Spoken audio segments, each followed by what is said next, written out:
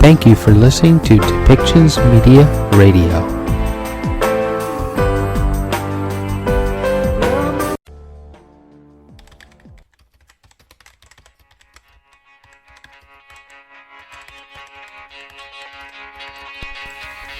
Welcome to Policy and Rights, the show about government policy and human rights.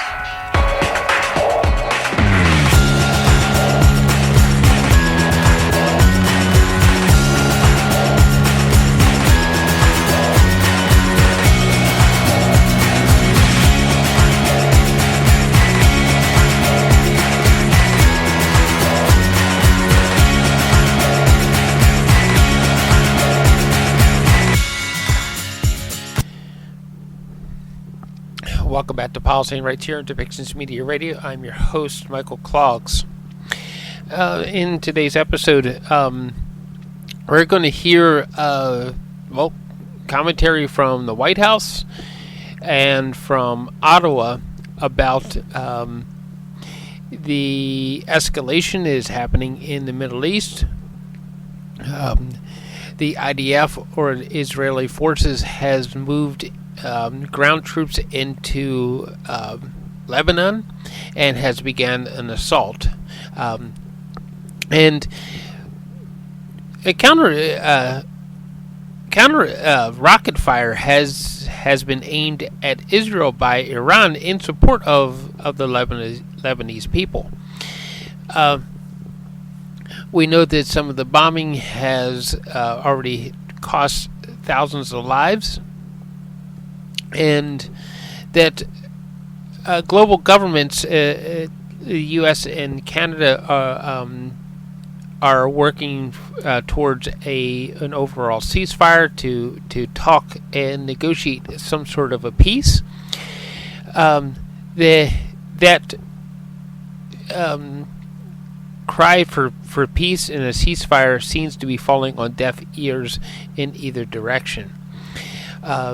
The Israeli government says that they will not guarantee that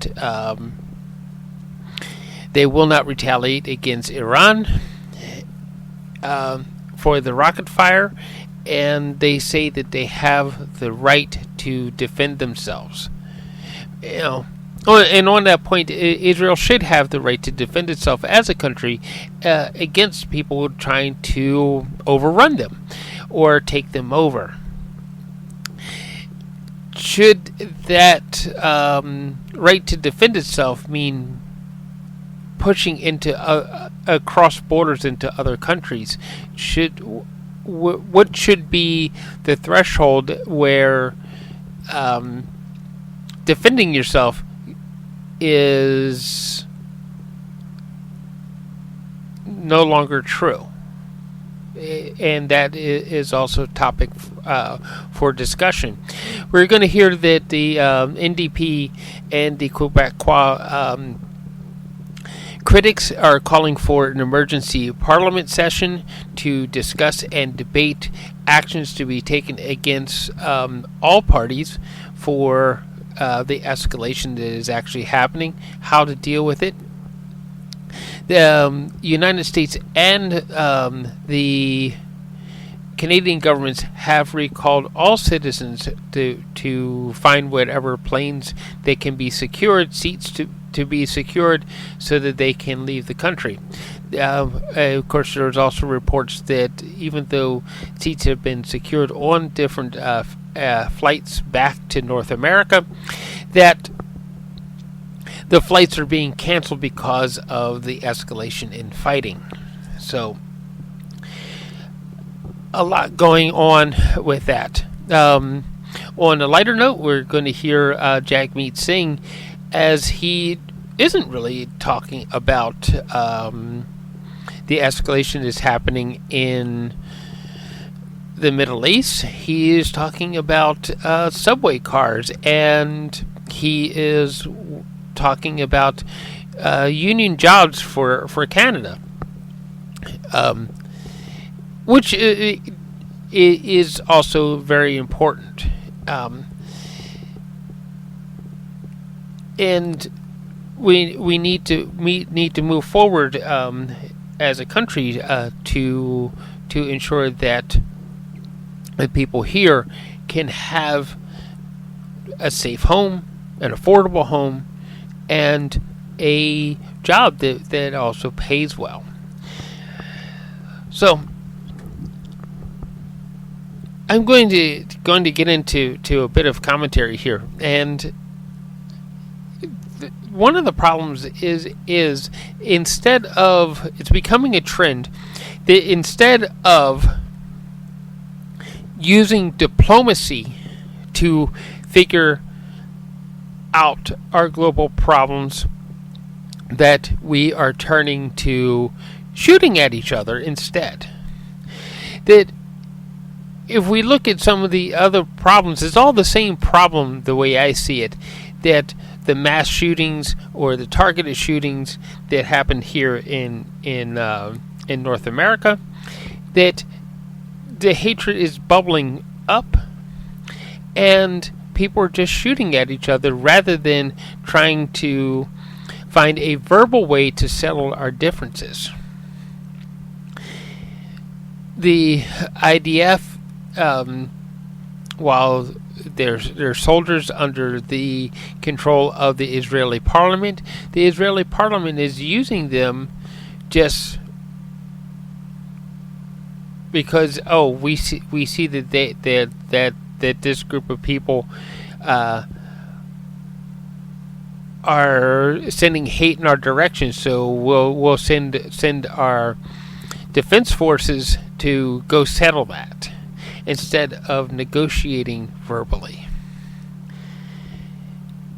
In the end, as it has always been said, that in the end, when it comes down to it, that at some point when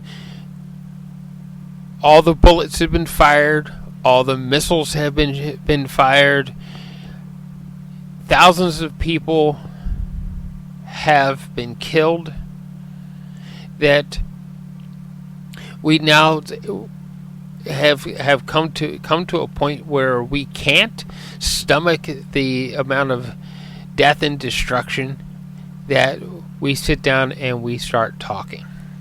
Then we open up the dialogue. But at that point, for many people, millions of people who have been injured, the thousands of people that have been killed, it is too late. The time to sit down and talk about it is when you first feel the unease from the other side. Start talking about it. Sit down, have a dialogue. Find a way to mediate the dialogue. Don't let it escalate to maiming, injuries, and death. Mass destruction of homes and livelihoods. We have to get to the negotiating table, the conversations, before it gets that far. The United Nations has their job is to actually make a lot of that actually happen. And if a country who decides to be part of the United Nations and then decides to ignore the United Nations directives and their concerns to negotiate a ceasefire and to allow humanitarian efforts into areas so that people can live better, then that is problem number one, is there is no conversation and people are just simply full of hatred. That's a sad world to live in. So with that, my commentary, let's move forward, and why don't we start, and we're here with Jagmeet Singh, leader of the NDP party, the federal NDP party in Canada, has to say as he talks about subway cars, and then we'll move forward into the escalations is happening in the Middle East as we hear from Mélanie Joly. We will hear from the White House Press Center, and we'll also hear from the United Nations Press Center as they all are discussing some of what is happening in the Middle East and what the consequences are and how to get people to the negotiating table. Good morning. Welcome to the Alstom plant in Thunder Bay. I'm so pleased today to be able to introduce at our site, leader of the NDP, Mr. Jagmeet Singh, as well as Justin Roberts, uniform present for Local 1075, sorry. I'd like to start first by acknowledging that we reside on the traditional territory of Fort William First Nation, signatory to the Robertson Superior Treaty of 1850. Alstom acknowledges the history that many nations hold in the areas around our site. We are committed to a relationship with the Indigenous people based on the principles of mutual trust, respect, and collaboration in the spirit of reconciliation. So I'd like to hand it over to Justin Roberts. Thank you. Good morning, everyone. My name is Justin Roberts, and I am the president of Unifor Local 1075. I am representing the workers who work here at this Alstom facility making transit vehicles. I'm here to say that in order to protect local Canadian manufacturing, good union jobs, and maintaining servicing capacity of subway trains in Thunder Bay, we are calling on the federal government to step forward with its share of funding for the replacement subway trains for the TTC's Line 2. The province of Ontario has already pledged $758 million for the new Line 2 subway trains, conditional on the federal government doing its part. The province and the City of Toronto have reached this deal many months ago, but we are still waiting for the federal government to announce its commitment. Thousands of workers here in Thunder Bay, where the subway trains are made, are depending on the federal government to share its share of the project. This includes myself and the members of Unifor Local 1075, who have a proud history of building great transit cars here in Thunder Bay. I happily join my voice to call on the federal government to offer us workers in Thunder Bay the certainty and stability that we deserve. It's time for the federal government to join us in securing the future for these workers. Thank you to Jagmeet Singh and the NDP for amplifying our call today. Thanks so much, Justin. Thank you, Lindsay. Thank you, Alstom. Thank you, Justin. Thank you, Uniform. As Justin laid out, we believe that workers need predictability. You should be able to go to work and know that you'll have a job today, you'll have a job tomorrow, and you'll have a job in the future. Right now, workers in Alstom don't have that. And we want to make sure that workers know that they're respected, they're valued.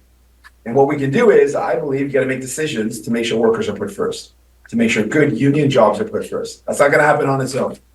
And so my vision is, anytime you see a streetcar, anytime you see a subway car, anytime you see a SkyTrain, I want to see a plaque on that says proudly built in Canada.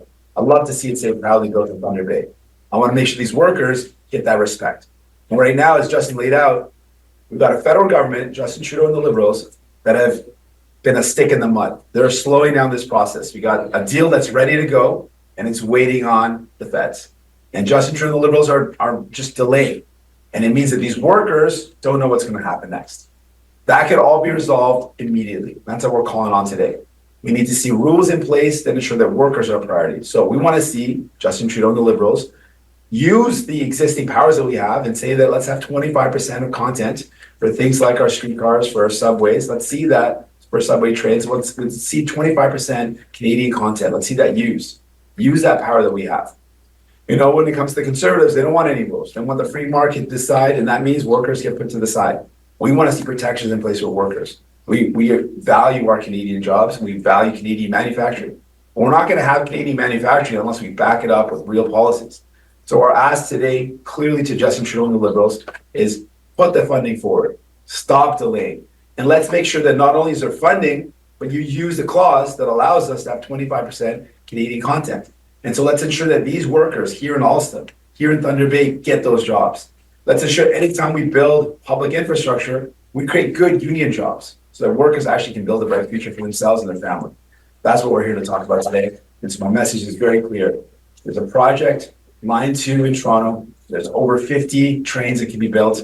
Let's see them built here in Alston by these Unifor workers. Let's see good jobs in this community. Let's make sure we're building Canadian products, building Canadian manufacturing, and building it back up. I'll do that again in French, and then I look forward to your questions. Premièrement, merci à Lindsay, merci à Justin, merci à Unifor. Je suis tellement fier d'être ici. Merci à Alston aussi. Donc, ma vision pour le pays, c'est d'avoir des bons emplois ici au Canada. Je veux appuyer les syndicats et les travailleurs syndicalisés. Pour moi, c'est clair qu'on doit produire les produits ici au Canada. Mais ce n'est pas quelque chose qui va arriver sans avoir des politiques claires. Donc, dans ce cas, il y a un projet à Toronto où la province et la ville de Toronto ont déjà s'engagé à l'argent. Mais Justin Trudeau et les libéraux n'ont pas s'engagé. Donc, la barrière pour aller de l'avant, c'est Justin Trudeau et les libéraux. Et ce que je veux voir, c'est quand on voit des trains au Canada, on a des trains qui sont produits ici au Canada par les travailleurs syndicalisés au Canada. Donc, mon message est clair. Je sais que les conservateurs ne veulent pas avoir des règles pour Pierre Poilievre. Ils ne veulent pas avoir des règles qui protègent les travailleurs. Je ne suis d'accord avec cette position. Je pense qu'on doit avoir des politiques et des règles qui appuient les travailleurs. Donc, mon message est clair. Justin Trudeau et aux libéraux. On doit avoir des financements pour ce projet. Vous devez promettre cet argent pour aller de l'avant et vous devez utiliser la clause qui dit qu'on doit avoir au moins 25% de contenu canadien. Ça va protéger les travailleurs au Canada. Ça, c'est notre message aujourd'hui. Allez de l'avant, arrête la barrière et investir davantage pour les travailleurs des bons emplois ici au Canada. Merci. With that, I'm ready for any questions you have. Okay, we're going to start with questions on site. We'll start with CBC Thunder Bay. Yeah, just following up what you said about the delay in funding being released. What beyond sort of amplifying this call from the union can and will the NDP be doing when you get back to Ottawa? Yeah, we're going to keep on putting the pressure on. And there's every single MP in Toronto is a Liberal. Why are the Liberals taking Toronto for granted? Toronto needs this project. On top of that, Canadian workers are left in the lurch, not knowing what's going to happen next. These are unionized workers. These are good jobs. Let's make these investments in Canada to create good jobs in Canada. So we're going to keep the pressure going. We're going to continue to ask questions on this. We're going to put pressure on Justin Trudeau and the Liberals to deliver. Why delay? You got the province on board, the city's on board. Why is the federal government delayed? There's no reason for it. So we want to see action. We want to see investments. We want to see jobs in Canada. We want to see good union jobs in Canada, and we want to see rules that protect workers. Follow-up. I do a follow-up. Obviously, a no confidence motion being tabled this afternoon in Ottawa. Will the NDP be supporting it? No. We said before, we're not going to play the conservative games, and we're not going to support Pierre Poilievre, who wants to cut healthcare, cut pensions. I think things are bad right now, and they are. With Justin Trudeau, Pierre Poilievre would make things even worse. He wants to let his corporate buddies rip off people even more. He wants to let corporate grocery stores rip you off when you try to go in and buy your groceries. He wants to let corporate landlords rip you off. It's clear what he wants to do is cut and gut the things that you need. He wants to strip dental care away from seniors. He wants to take away healthcare that people need. He wants to privatize it. So no, we're not going to play his games. There will be an election, and that'll be a choice between the vision of Canada where we give people hope and relief, where we build up stronger pensions, we fix our healthcare, or conservative Pierre Poilievre who want to cut pensions, cut healthcare, cut the things that people need. Okay, we go to TV News. Thanks for taking do appreciate you taking my question today. Speaking of an election, of course, we don't know when that's coming. It is planned for fall of next year, but I think one issue every Canadian has their eye on is the carbon tax. Currently, it has been a talking point between both Liberals and Conservatives, and it's a conversation you've been in quite a bit over the past week or two. I know you were quoted as saying that you don't want the burden of the carbon tax to be put on the back of working Canadians, which I think most Canadians can get behind, but it has been found that about 80% of people get more back in those rebates. That still means 1 in 5 are paying more, but exactly how is the burden currently on the back of working Canadians in your mind? Well, we look at the approach of Justin Trudeau. His approach has been one to divide the country. started giving advantages to people in the Atlantic region that pit that region against other parts of the country. I think that's divisive. I think that's wrong. And we see what he's doing in terms of who he's giving an advantage to. Big oil and gas companies continue to get billions of dollars of public money. That's wrong. To get public money when they're highly profitable. Why are we giving public money when we're in a time when we should be investing in Canadians? We got lots of things we got to deal with. Why are billions and billions of dollars going to these highly profitable, not just highly profitable, record profit-making oil and gas companies? So I think that's wrong. I think that's unfair. And I also think that Pierre Poilievre's approach is to say big polluters should do whatever they want. When he says he doesn't want to have any consequences for pollution, well, people in Thunder Bay know there's consequences. We've seen extreme weather here. We've seen extreme weather across the country. We've seen flooding and extreme heat creating forest fires. So we're seeing the impacts of the climate crisis now. To say that you want to let big polluters off the hook is also wrong. So we're going to put forward our plan. Of course, we're not in an election yet, so we'll put our plan forward when there's an election. But our plan is going to do a couple of things. One, we want to make sure workers are protected and supported. We want to make sure there's good union jobs. We want to make sure that people's homes and their jobs and their livelihood and their ability to earn a decent living is protected. We also want to make sure that big polluters are paying their fair share. And finally, we also want to make sure that we're reducing emissions. Justin Trudeau and the Liberals have missed every single target. So that's going to be our plan when we put it forward. We'll lay that out before an election. Paula? Yeah, maybe build on that a little bit, staying with the carbon tax. While it's a very divisive issue amongst voters right now, there still seems to be the consensus amongst most Canadians that climate change is an issue that needs to be addressed by the federal government. Can you build on the plan that you mentioned, specifically tackling those big polluters? How exactly can you do that when the Liberals can't seem to be getting it done? Well, we saw a lot of examples of the Liberals caving to big polluters. So there was an article that came out that said the Liberals were considering putting a excess profit tax on big oil and gas companies. We pushed them to consider canceling the big subsidies that they're getting, but they backtracked. The oil and gas lobbyists met them in Ottawa, and then they backtracked. So clearly, they don't have the strength, they don't have the courage to take them on. We do. We believe that we got to make sure that we are putting our country's needs first, and that means not giving free money away to highly profitable companies. What we should be doing is investing in projects like here in Alston, making sure we're building streetcars, we're building subways, we're building trains in Canada by Canadian workers. That's where we should be investing that money instead of giving it away to companies that are making record profits. That's the wrong approach. So we've got our priorities in line. We want to see action to fight the climate crisis. We want to see jobs protected. We want to see investments in Canadian manufacturing. And we don't want to see any more public money being given away to highly profitable record profit-making companies. Okay, we're going to go to the Zoom line next. Perfect. So just a reminder to please use the raise hand function to ask your question. Un rappel d'utiliser la fonction lever la main pour poser votre question. We'll go ahead with Davis with iPolitics. Please go ahead. Hi, thanks very much for taking our questions today. Mr. Singh, the Bloc has made their conditions for continued support of this Liberal government known. The Liberals haven't yet committed to their demands, but we at least know what they are. I know you said you're not looking for another supply and confidence deal, but is the NDP's support moving forwards conditioned on anything in particular? I appreciate the question. So yeah, you're right. We're not looking for any deal. The deal is torn up. We're not looking for any new deal. Any bill that comes forward, we're going to negotiate to find a way to get as much possible for Canadians. So as the bill comes forward, if the Liberals need our help, we're going to negotiate to find ways to get people the help they need. But we'll take a look at every bill, every motion, and make a decision based on what's in the interest of Canadians. We're not bound to anything now. All bets are off. With the Bloc, let's be really clear. They're looking at a minority government over 2.5 years, and they got nothing done for people. They can't point to a single thing they got done. And so now they're scrambling at the 11th hour to say, oh, shoot, our electors are going to ask us, what did we get done? And they got nothing done. So now they're trying to make it like they care about pensions or they care about this or that. What we can show is we fought and got people dental care. We're moving forward on pharmacare. We got workers at the federal level paid sick days. We can show a clear track record that when we are given the opportunity, we fight for working people when we get them relief.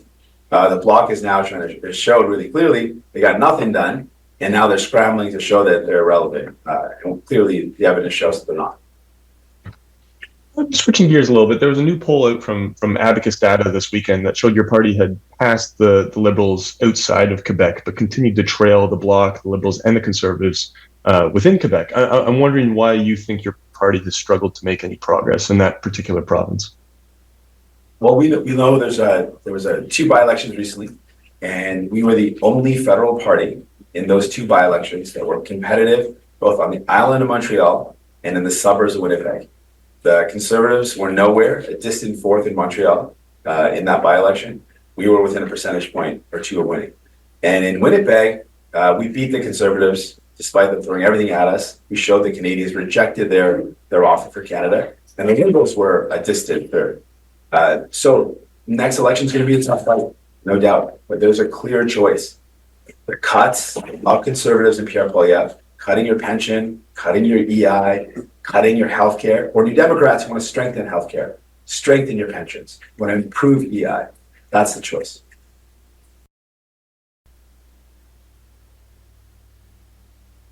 So we've all seen the attacks by Iran against Israel, and we condemn them unequivocally. These attacks from Iran will only serve to further destabilize the region, and it must stop. I've been in contact with my Israeli counterpart and also with many foreign ministers from the G7 and Arab countries. This is a very dangerous time for the Middle East, and of course our hearts and thoughts are with the people of the region. We're following everything very, very closely. I'll be later today in contact with the heads of mission that we have in the region. And of course, when it comes to consular services in Israel, we stand ready to help. Now let me talk to you about Lebanon and the evacuation. We have been able to get 200 Canadians out over the weekend. We also have another flight with 200 Canadians leaving Beirut today to go to Istanbul. 600 seats have been reserved, and we're also looking at more. And flights are all between Beirut and Istanbul. My point to all of us watching, if you are offered a seat, please take it. And it is time to leave Lebanon now. And please don't go to Lebanon. The reality is the seats that we have been securing have not all been taken. And so that's why I want to make sure that people listening to us or watching us know this very well, because we have 4,000 people that have asked information about departure. We've called, as of this morning, 1,700 of them. Only 50% have taken the offer. And I know it's a tough choice. I know that the situation is extremely difficult, but my priority is your security, and that's why if you're offered a seat, please take it. Donc, on a tous vu les attaques par l'Iran contre Israël, des attaques que, bien entendu, nous condamnons de façon non équivoque. Les attaques par l'Iran vont davantage déstabiliser la région. J'ai été en contact avec mon homologue israélien ce matin. C'est un moment très, très dangereux présentement au Proche-Orient et nos pensées sont avec tous ceux et celles qui y vivent présentement. Je suis la situation de très près et bien entendu, nous sommes toujours prêts pour aider ceux et celles qui sont présentement en Israël. Donc, pour tous les Canadiens en Israël, nous serons prêts pour vous aider si vous avez besoin d'aide. Quant au Liban, nous avons été capables de sortir maintenant via des vols commerciaux 200 Canadiens. Il y a 200 Canadiens qui ont été en mesure de quitter l'aéroport de Beyrouth au cours du week-end. Plus tard aujourd'hui, un autre contingent de 200 personnes va quitter l'aéroport de Beyrouth et nous avons 600 sièges qui ont été réservés. Tous les vols sont entre Beyrouth et Istanbul. Si on vous offre un siège, si on vous offre un billet, s'il vous plaît, prenez-le. La réalité, c'est que les offres qui ont été faites n'ont pas toutes été acceptées. Donc, à ce stade-ci, nous avons 4000 personnes qui ont demandé de l'information pour un départ assisté. Nous avons rejoint environ 1700 personnes par téléphone ou par Internet et seulement 50% d'entre eux ont accepté l'offre. Donc, je sais que c'est une situation difficile, je sais que c'est un choix difficile, mais s'il vous plaît, prenez cette offre-là parce que ma priorité comme ministre des Affaires étrangères est bien entendu votre sécurité. Et donc, c'est le temps de quitter et c'est le temps d'accepter ce siège sur l'avion. Et du reste, je suis là pour répondre à vos questions. When you spoke to your Israeli counterpart, We've been in contact through text. what did he tell you, and what did you say to him? What's Canada's message to Israel at this time? So he reiterated his own position, which is basically Israel's right to defend itself. And that has been his position since. And our position has been since that, of course, we need a ceasefire and we need this war to stop. So how do you assess at this point then the risk to people, Canadians in particular in Lebanon, the risk of an all-out war and the risk to their own lives? Well, right now we're seeing that there is a war. And we just saw that Iran attacked Israel. So, and there is also a war going on in Lebanon. So we are in a scenario where there is a war in the Middle East. And so that's why I just said this is a very dangerous time in the Middle East. Is it Canada's position that Israel should not respond to Iran? I mean, you've called for a ceasefire vis-a-vis Hezbollah, but this attack from Iran, is Canada asking Israel not to respond in kind? We need to make sure that there's no escalation. Of course, Israel needs to be able to protect itself, and that's why we'll continue to support its security, and we'll support, of course, through the Iron Dome.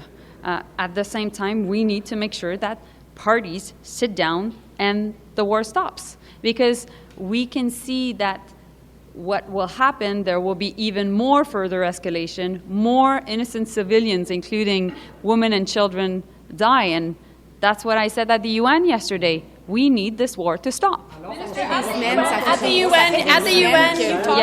the UN, you talked about demanding for peace in the Middle East. Do you feel a bit powerless now that it seems like situation's escalating? What control or power do you have in this situation? I believe in diplomacy. I believe that it is possible to get to peace. I believe that we're in a moment where we need to save lives. That's my job. And my job is to reach out to also our like-minded, including, of course, the G7 foreign ministers, reaching out to Israel and making sure that there is de-escalation. And that's what I'll continue to do. That's Canada's job, and that's our voice in the world. En français? Israël ne donne pas répliquer à l'Iran? Moi, ce que je dis présentement, c'est que, bien entendu, Israël doit être capable de se défendre. Mais ce qui est très, très important, c'est que la guerre cesse. Parce qu'il n'y a aucun scénario où ça va bien se finir. Ça fait des semaines que vous demandez, ça fait des semaines que vous appelez à une désescalade. Ce qu'on voit en ce moment, vous avez dit, c'est la guerre. On peut dire que c'est une escalade. Est-ce que vous êtes sans ressources maintenant? Qu'est-ce que vous pouvez faire de plus? Mais moi, je pense que la diplomatie fonctionne toujours. Elle se poursuit et c'est pour ça que je suis en contact avec mon collègue israélien. C'est pour ça que je suis en contact également avec mes collègues du G7. Mais on doit continuer à mettre de la pression. C'est fondamental. C'est une pression qui ne fonctionne pas parce que ça fait un an qu'on demande... Okay, can you stop talking together? Yes, Is it on Israel? Right. Now, you talk about a diplomatic solution as needed, It's but on is it all- on Israel? Tonda, I understand your question. It's on all parties. It's absolutely on all parties. Last week, we were on the verge of a ceasefire. That didn't happen. When I went to bed on Wednesday night, I was convinced that there was a ceasefire. And so, well, parties need to accept, and they need to engage in diplomacy. But right now, there's not happening between parties. And we're many of us around the G7, many other Arab foreign ministers putting a lot of pressure. And that's why we need a ceasefire to happen. Because at the end of the day, we need to have time to have these conversations. That's why last week we were trying to negotiate a ceasefire of 21 days in order to have peace talks and in order to save lives.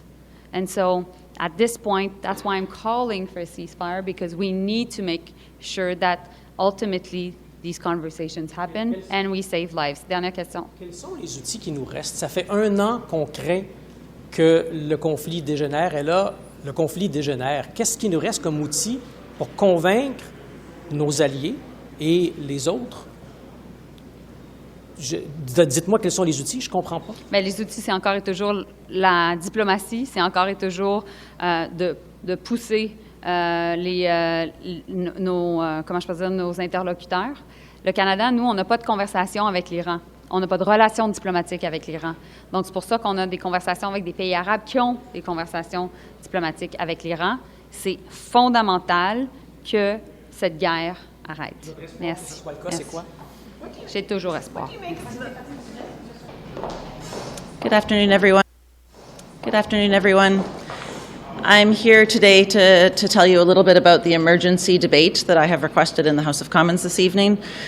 We have asked for an urgent debate on the situation in Lebanon. We know that so many Canadians right now are afraid. We know that there are between 200,000 and 400,000 Lebanese Canadians who are worried about their loved ones, who are worried about their family, who are worried about their friends and colleagues. We know right now that we have already lost 1,000 Lebanese people in the recent bombing. 6,000 have been injured and millions have been displaced. Today we also heard that Iran has fired rockets at Israel. This is an escalation that is very, very grave, and we strongly condemn the acts of the Iranian regime at this time. We are asking for a debate in the House of Commons to look at what Canada can do to help those 45,000 plus Lebanese Canadians who are still in Lebanon.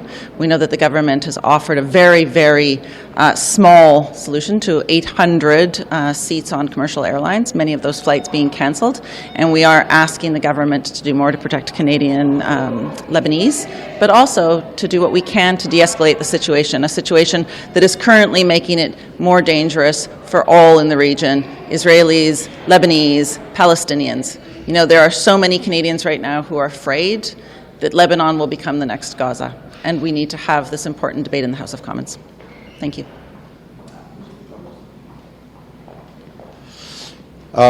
Bonjour tout le monde, Alexandre Boulerice. Je suis ici avec ma collègue Heather McPherson parce qu'on a demandé un débat d'urgence ce soir au Parlement pour parler de la situation qui est vraiment extrêmement inquiétante au Liban, particulièrement dans le sud Liban. Vous savez, il y a 45 000 Canadiens qui vivent en ce moment au Liban. Tous ces gens-là ont des amis, de la famille ici. Beaucoup de gens sont extrêmement inquiets de la progression des événements là-bas, des bombardements massifs. On a déjà 1 millier de personnes qui ont été tuées, majoritairement des civils, dont beaucoup de femmes et d'enfants, 6 000 personnes blessées, 1 million de personnes qui ont dû fuir les bombardements, qui sont déplacés. Alors, la situation est vraiment très inquiétante et le gouvernement libéral, en ce moment, le gouvernement fédéral, fait pas ce qu'il faut pour donner les informations aux gens, pour permettre aux gens de quitter le pays s'ils en ont besoin aussi.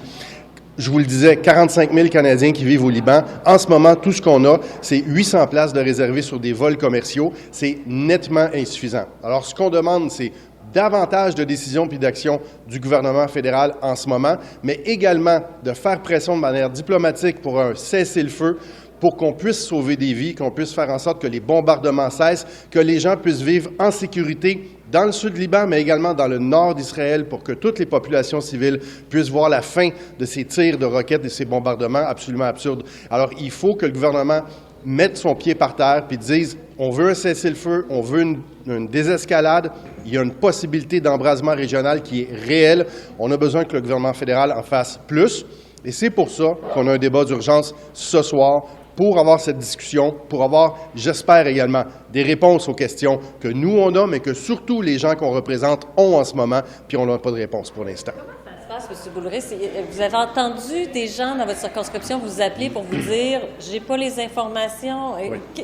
Quel est le problème qui se vit actuellement là, pour les gens qui veulent avoir des nouvelles? Bien, deux choses. Je vous dirais que j'en entends parler. J'étais à un événement en fin de semaine avec des gens de la communauté musulmane, avec l'imam Hassan Guillet. On me posait des questions. Qu'est-ce qui se passe? Qu'est-ce que le gouvernement va faire? Comment je fais pour faire revenir ma famille puis mes amis? J'étais dans le train tantôt en m'en venant ici à Ottawa. J'étais au téléphone avec des gens de la région de Montréal inquiets qui disent « à quelle porte je dois frapper? Y a-t-il un numéro de téléphone? Y a-t-il des vols qui vont être envoyés là-bas? Qu'est-ce que je peux faire pour rapatrier ma famille? » Et puis moi, je suis là en train de dire « bien, je vais poser des questions aujourd'hui puis je vais voir. » Et là, c'est un manque de transparence, un manque d'action. Ça fait 11 mois que Mélanie Joly dit aux gens « vous devez quitter le pays ». Puis on arrive arrive après plusieurs jours de bombardements massifs puis des centaines de morts. Puis là, on se rend compte que le gouvernement improvise puis il n'y a pas de réponse. Alors, c'est pour ça qu'on va les forcer ce soir à avoir ce débat. Sur la motion du Bloc québécois, comment est-ce que le NPD va voter? Au NPD, on a toujours été en faveur d'augmenter l'aide pour les aînés au Québec et partout au Canada. Il y a tellement d'aînés qui souffrent, qui vivent dans la pauvreté, qui ont de la difficulté à manger, à payer l'épicerie, à se loger convenablement aussi. Vous savez, à chaque printemps, comme bureau de député, on fait des cliniques d'impôts. Moi, je suis bénévole avec Revenu Québec, puis on remplit les impôts des gens. Des gens qui ont simplement la sécurité de la vieillesse puis le supplément de revenu garanti, c'est des chiffres qui sont dérisoires. Ces gens-là vivent dans de très grande pauvreté. Alors oui, depuis longtemps, on demande d'en faire plus. Alors, on va voter en faveur de cette mesure-là, mais en même temps, on va rappeler que depuis 2 ans et demi, le Bloc n'a rien fait pour aider les aînés. Et là, ils se démènent un petit peu, ils se dépatouillent puis essayent de trouver quelque chose, alors qu'ils ont voté contre les soins dentaires, qui ont déjà aidé 205 000 Québécois et Québécoises. 205 000, c'est pas rien. La province qui profite le plus du programme de soins dentaires, c'est le Québec. Et le Bloc a voté contre. Ils ont voté contre un programme d'assurance médicaments publics puis universel, qui là aussi est réclamé par l'Union des consommateurs puis les grandes centrales syndicales. Donc, il est un peu tard pour se réveiller. J'espère en même temps que la mesure va fonctionner parce que les aînés en ont besoin. Mais disons que pour le Bloc québécois, c'est un peu trop tard, alors qu'ils ont plusieurs votes où ils ont voté contre les intérêts des aînés. Do you want to see the government do in terms of de-escalating the conflict between Israel and now Lebanon? I mean, there's many things that we've been calling on for some time. First of all, with regards to what we see with Iran, it was the NDP that have pushed the government to do the Tumaj sanctions. We've brought that study forward at the Foreign Affairs Committee, and so that is work that they can do to ensure that we are sanctioning Iran for their behavior. In terms of other things that we've asked the government to do, calling for a ceasefire, being very, very clear on that, making sure that there is a two-way arms embargo where loopholes where arms can travel to the United States to go to Israel to be used against civilians, those loopholes need to be closed. And the Canadian government needs to take whatever steps they possible to make sure that Lebanese Canadians are taken care of, are kept safe, and that we are using our diplomatic tools. It's important to recognize what we're seeing right now, this escalation in the region, cannot be solved by arms. We cannot continue to ratchet up war if we want peace. There has to be a diplomatic solution here, and the Canadian government must play a role on that diplomatic solution. And I think our Parliament speaking about this issue is very, very important. There are so many people across the country that are wanting to see that their government sees them, that their Parliament sees them, that their representatives see the pain that they are feeling right now. As far as an evacuation is concerned, the government has suggested that perhaps people aren't ready to leave yet, that the risk is not such that they are looking for that kind of rapid way to get out of the country.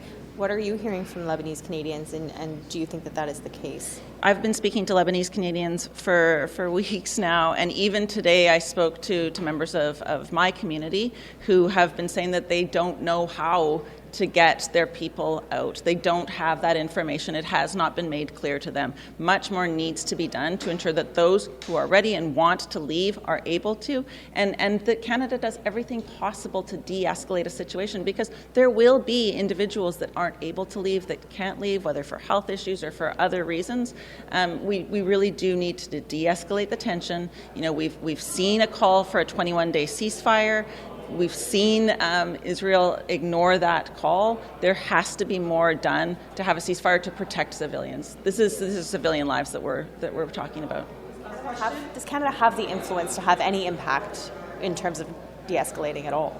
Canada is a G7 country. Canada needs to use its voice. I would say up until now, Canada has not done what it could to de-escalate the tensions in the region, and to work with our allies, to work with governments that we want to also be putting pressure on governments to ensure that there is a lasting peace. Because what we have right now is not making life any safer for Lebanese, for Palestinians, or for Israelis. And that ultimately is, I think, what we all need to be striving towards.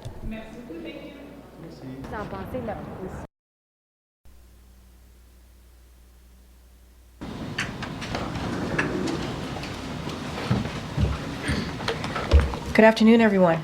Good afternoon. I'm going to be really quick here. I have the National Security Advisor, Jake Sullivan, to talk about the latest in the Middle East, so I'll turn it over to him. Thank you, Corinne, and good afternoon, everyone. I'm here to provide a brief report on the Iranian ballistic missile attack against Israel that occurred earlier today. I can take just a few questions because this is an ongoing situation and I need to get back to my desk. Today, Iran launched nearly 200 ballistic missiles towards targets in Israel. The United States military coordinated closely with the Israeli Defense Forces to help defend Israel against this attack. U.S. naval destroyers joined Israeli air defense units in firing interceptors to shoot down inbound missiles. President Biden and Vice President Harris monitored the attack and the response from the White House Situation Room, joined in person and remotely by their national security team.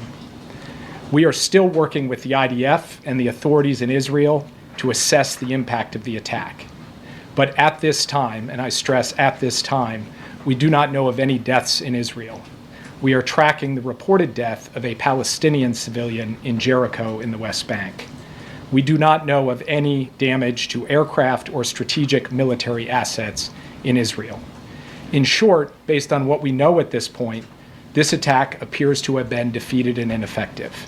This was first and foremost the result of the professionalism of the IDF, but in no small part because of the skilled work of the U.S. military and meticulous joint planning in anticipation of the attack. We are also aware of reports of a terrorist attack in Jaffa that took the lives of a number of Israeli civilians and wounded several others today. Our condolences go out to the families of the victims and to the family of the Palestinian civilian in Jericho. Obviously, my update here is based on early reports, and we reserve the right to amend and adjust as necessary as we gather more information. The word fog of war was invented for a situation like this. This is a fluid situation. We will consult with the Israelis on next steps in terms of the response and how to deal with what Iran has just done, and we will continue to monitor for further threats and attacks from Iran and its proxies. We are particularly focused on protecting U.S. service members in the region. And with that, I'll take just a few questions. Yeah.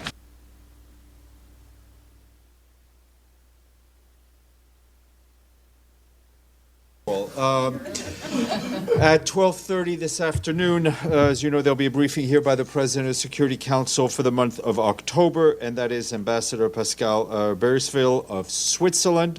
She will, of course, be briefing you on the Council's program of work. And a note, this will be an in-person briefing only. You'll be able to follow it on the webcast, but the Zoom connection will not be active during that briefing. You will have seen that this morning in a statement, the Secretary General expressed his extreme concern with the escalation of the conflict in Lebanon.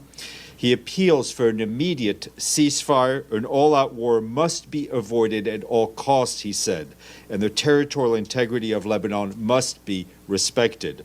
The Secretary General spoke earlier this morning to Prime Minister Najib Mikati of Lebanon. He told the Prime Minister that the United Nations system in Lebanon was fully mobilized to assist all those in need in the country.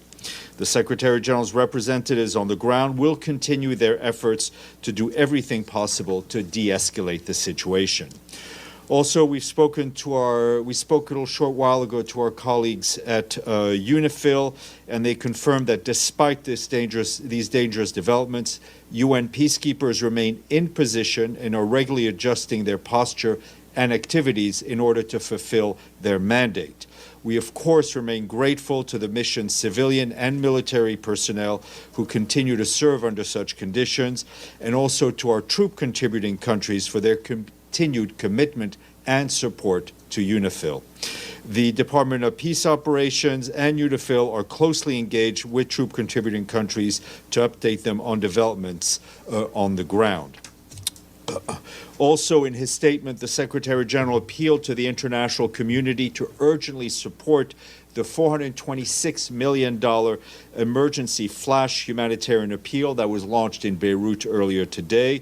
Our humanitarian colleagues say that this money aims to support 1 million people with humanitarian assistance for the next 3 months. The humanitarian coordinator in Lebanon, Imran Riza, warned that without sufficient resources, humanitarians risk leaving the population of an entire country without the support they all urgently need. Meanwhile, OCHA warns that the number of displaced people is expected to rise. This as Israeli Defense Forces continue to issue evacuation orders, including in 30 villages in South Lebanon, and those orders were issued between yesterday and today. In this regard, we also note that over 100,000 people have now moved from Lebanon into Syria, as over 200,000 people have been displaced from southern Lebanon. Meanwhile, over 60,000 people remain displaced from their homes in northern Israel. The UN Refugee Agency continues to step up its emergency response and working with partners to provide urgent humanitarian and protection support in its response for those displaced in Lebanon. Also, we and our partners are supporting the government's own work by providing food, nutrition for children, water, and other essential supplies such as mattresses and hygiene kits. UNICEF also supported nearly 200 collective shelters hosting about 50,000 displaced with essential supplies. The World Health Organization, for its part, continues to support the Lebanese Public Health Emergency Operations Center by providing staff, financial, and technical support. Turning to Yemen, I know you would asked us what the impact on Hodeidah was, and I can tell you that our resident humanitarian coordinator for Yemen, Julian Harness, traveled to Hodeidah today to assess the situation and our ongoing efforts to provide food and nutrition as needs increase, especially along Yemen's west coast. Our humanitarian partners also report that after conducting an initial assessment, both ports remain operational and are able to receive commercial and humanitarian supplies. Power stations throughout Hodeidah City are, however, running at very limited capacity. We are distributing fuel to health facilities to keep their generators going so they continue to provide health services to those who need it. Moving back and to Gaza, the Office of the Coordination of Humanitarian Affairs report that Israeli bombardments are continuing from air, land, sea, and air, and they which has resulted in civilian casualties, displacement, and the destruction of civilian infrastructure. Meanwhile, ground operations continue to be reported, including in areas of Gaza City, as well as Deir al-Balah, Khan Yunis, and the Rafah area. Our partners are working to provide food assistance report that due to persistent supply shortages, more than 1.4 million people across Gaza had not received their monthly food rations as of late September. Despite the challenges, the World Food Program did manage to reach some 363,000 people in Gaza, albeit with reduced rations. Dwindling stocks are also making it increasingly difficult to keep bakeries and community kitchens going through the efforts of the World Food Program. And as of the third week of September, humanitarian partners are telling us that more than 150 kitchens were providing about 600,000 cooked meals to families across Gaza every day. However, this level of meal production is expected to decrease in October as supplies run low. Additional supplies are urgently needed to ensure that aid organizations can support vulnerable households ahead of the rainy season and in the winter months. This coincides with a significant increase in the price of firewood, which is pushing more people into energy poverty at a time when gas supplies are limited and Gaza remains under electricity blackout. Meanwhile, our colleagues from WHO tell us that yesterday, 8 patients, 7 of them children, were evacuated from Gaza for specialized medical care in Romania, and we thank Romania for taking these patients in. Despite these small successes, health partners report that an estimated 12,000 patients have not been evacuated since the closure of Rafah last May and still need to be evacuated. Turning to the West Bank, OCHA tells us that during operations in Tulkarem today, Israeli bulldozers damaged roads in Tulkarem City and its refugee camp, disrupting water and sewage networks and cutting off drinking water for more than 25,000 people. OCHA is raising concern over the use of force that exceeds law enforcement standards. And a quick update from Libya, where the UN political mission there welcomed the endorsement by the House of Representatives of the nominees for the new governor and deputy governor of the Central Bank of Libya. This was done in consultation with the High Council of State. Yesterday, the House of Representatives unanimously endorsed the nominees. The UN mission calls on all relevant parties to ensure smooth handover to the newly appointed central bank leadership in line with existing laws and customary practices in Libya, and to swiftly proceed with the appointment of a credible and professional board of directors within 2 weeks, in line with the provisions agreed to on September 26th. A competent, accountable central bank leadership, including a board of directors, is essential to restoring trust among the Libyan people and credibility in the global financial system. UNSMIL also calls on relevant institutions to withdraw all unilateral decisions issued in the context of the central bank crisis. The mission emphasizes the urgent needs to end the closure of oil fields and the disruption of oil production as well as oil exports for Libya. Our acting emergency relief coordinator, Joyce Masuya, allocated $4 million from the Central Emergency Response Fund to support the response to the floods caused by Typhoon Yagi in early September. This is in Myanmar, excuse me. The additional funds will help strengthen the humanitarian response to the hardest hit regions of the country, notably Bago, Cayenne, Mandalay, and Shan states. This assistance is focused on water, food, sanitation, hygiene, shelter, and protection. This will complement the Myanmar Humanitarian Fund's own efforts to support partners best placed to deliver aid in communities hardest hit by the recent floods. Today is an international day that I care about more every year. It is the International Day of Older Persons. This year's theme is Aging with Dignity, the importance of strengthening care and support systems for older persons worldwide. Unfortunately, all too often, older persons do not have access to crucial assistance. In his message, the Secretary General says that recognizing the rights of both who receive care and caregivers is essential for more resilient societies. And lastly, the United Nations was PNG'd today. We received money from Papua New Guinea. We thank our friends in Port Moresby who sent in a check. We now have 141 fully paid up member states. Back to serious business. one of the oldest people in the room. So. No, with all due respect, I'm going to traditionally go with Edie. Edie is a youngster. Out of tradition. All right, let's get back to, unfortunately, serious business. Edie. Thank you, and I'm glad all the older people in this room do not yet need care and caregivers. Okay. Speak for yourself. Benny. Let's go. You're sitting here, right, Benny? Okay. Let's a follow-up on UNIFIL. Yeah. When you said that they were reorganizing their activities, does that mean that they're going out on any patrols, or are they still confined to their bases? No, so they are. UNIFIL peacekeepers continue to man all the bases and observation posts along the blue line. What they've not been able to do in the last few hours is to do vehicular patrols along the line, but they're able to be in their bases. They sometimes, if the fighting if it goes to a certain phase, they do have to go into shelter. But when they're not in shelters, they're in their bases and they're fulfilling their mandate.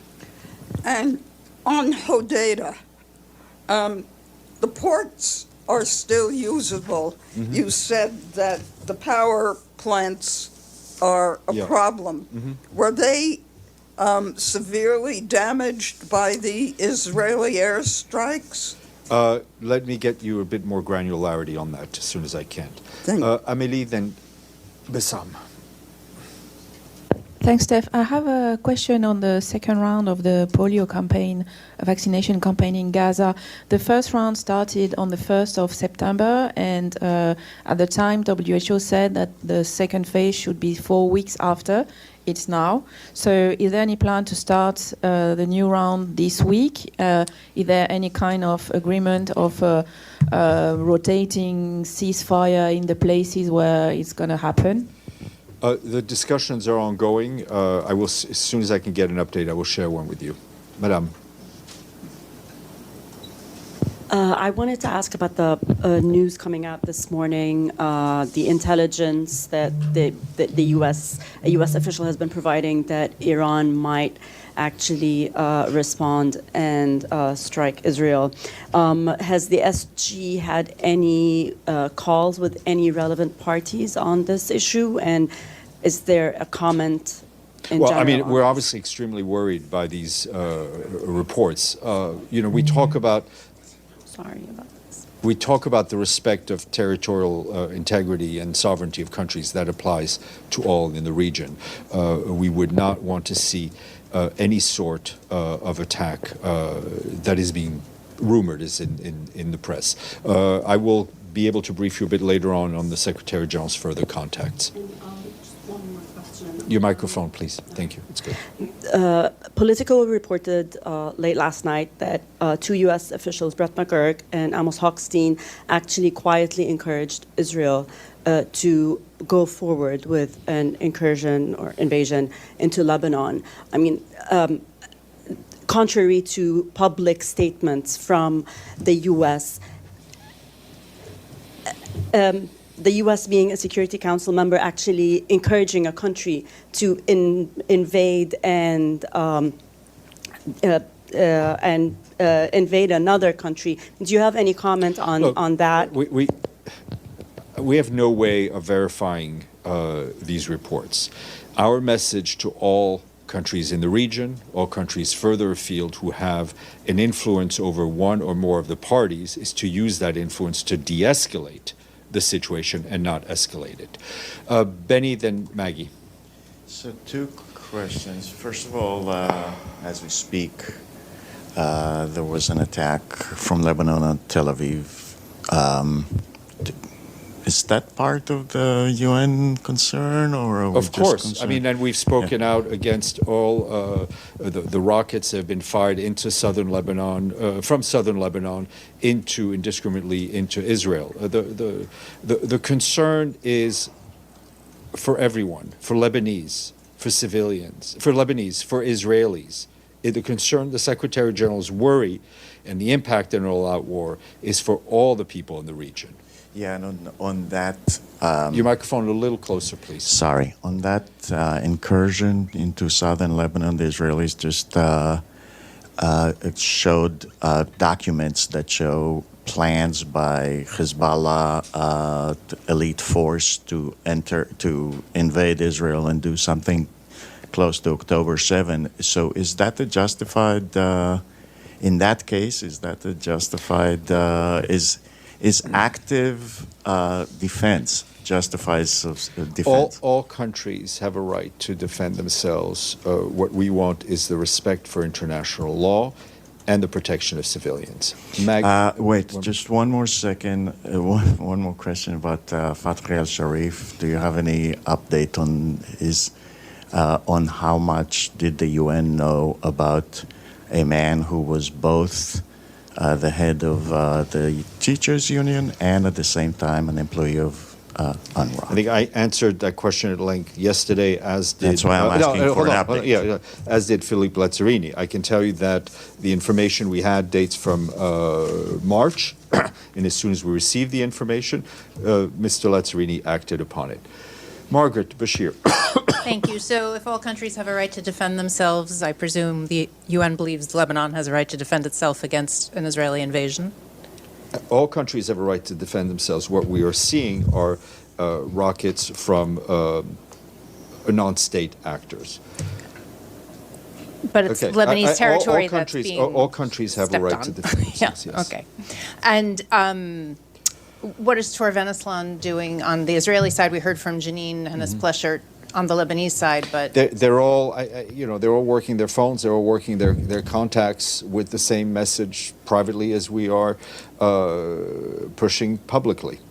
And just one other on WHO, you said that they're offering staff financial and technical support to Lebanon.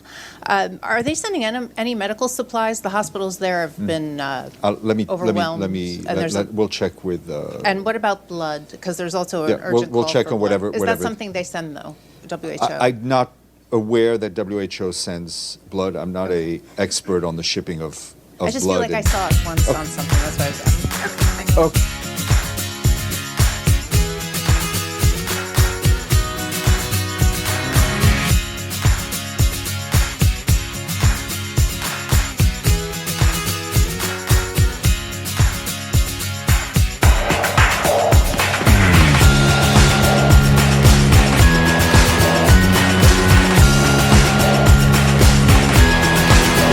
Has been produced by Depictions Media.